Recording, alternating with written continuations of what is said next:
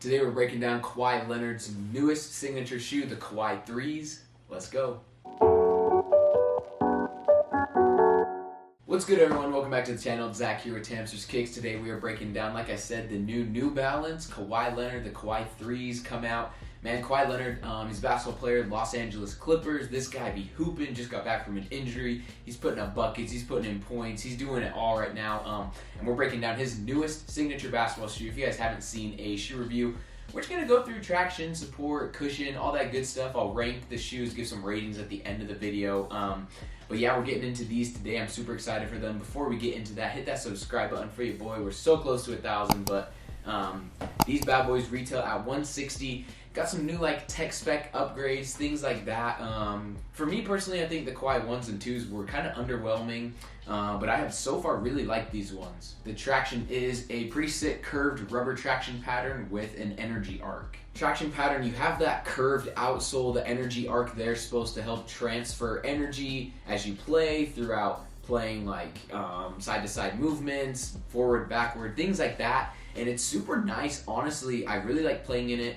I love that they curve the outsole to give a little bit of help and support when you're moving laterally, side to side, things like that. The rubber is durable, it feels nice, it's sticky off the bat too, so I do like what they did with the traction pattern. Along with the outsole, that energy arc does provide a carbon fiber plate in the middle, and it's strategically placed really to help with all different forefoot, back heel, all parts of the outsole traction pattern is supposed to be able to connect with the ground and have that energy store and transfer without the shoe, so pretty nice.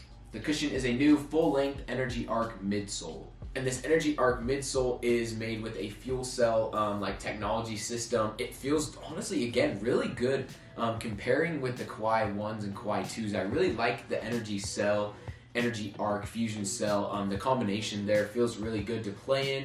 You feel a nice bounce off the sides. Responsiveness is really good. Cushion right off the bat is nice as well. So I mean, breaking time isn't super long, and from a tech spec standpoint, $160 is kind of more of a high-end basketball shoe price. You see Nike kind of include their Strobel boards and that, GT cuts, stuff like that. So kind of New Balance's way of putting their Strobel board in here, but the fuel cell and the energy arc are pretty good. Materials is a very nice construction throughout the upper with lightweight materials. There's a couple different hits along the upper with different patterns, materials, stuff like that. It is a lightweight, breathable thing though. It's pretty thin.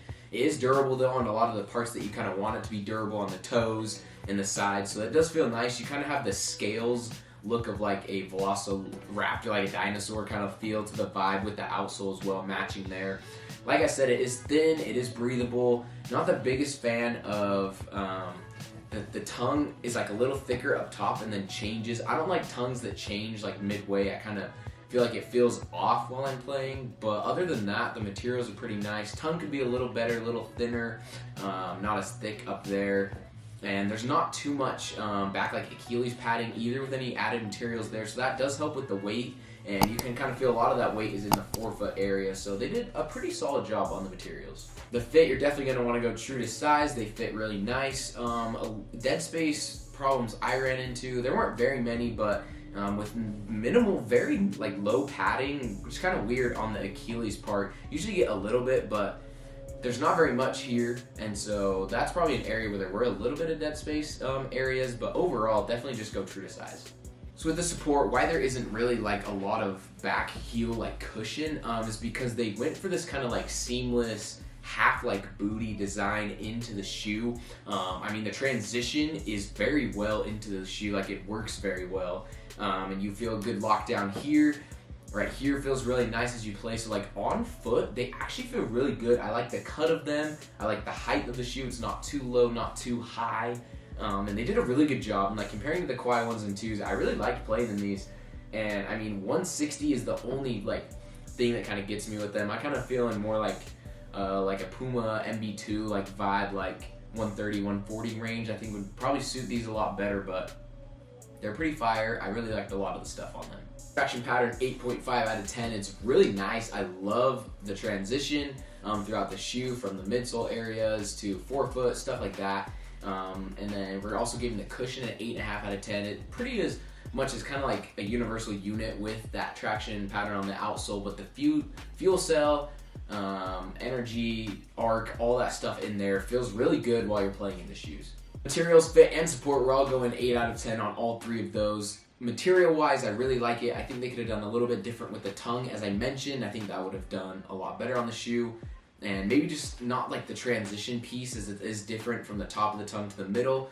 But it's still solid. Fit, 8 out of 10. It's pretty solid. And then support is good. I mean, it's that seamless like entry, like I said. Tongue's connected, or not connected, sorry. And it goes into that, like, the middle part of the shoe is connected with the tongue. And so that's one thing I'm not the biggest fan of. You see that in Kobe 5s do that. It kind of has like the seamless half booty entry here and then the booty fit here. And I'm not a big fan of that part.